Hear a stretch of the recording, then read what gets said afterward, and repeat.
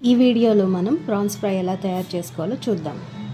ముందుగా ప్రాన్స్ని ఉప్పు పసుపు వేసి బాగా క్లీన్ చేసి పక్కన పెట్టుకోవాలి.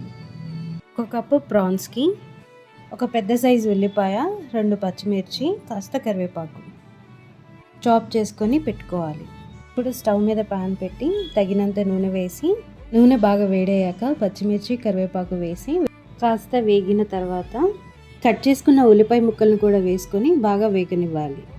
ఇప్పుడు ముందుగా క్లీన్ చేసి పెట్టుకున్న ప్రాన్స్ని కూడా వేసుకొని రుచికి సరిపడా సాల్ట్, కొద్దిగా పసుపు వేసి అంతా బాగా కలిపి మూత పెట్టి మీడియం ఫ్లేమ్లో 5 నిమిషాలు మగ్గిన తర్వాత 1 స్పూన్ అల్లం వెల్లుల్లి పేస్ట్ వేసి పచ్చివాసన పోయే వరకు బాగా వేయించుకొని 1 స్పూన్ కారం, కొద్దిగా జీలకర్ర పొడి, కొద్దిగా ధనియాల పొడి వేసుకొని ఒక 2 నిమిషాలు వేగాక స్టవ్ ఆఫ్ చేసుకోవడమే.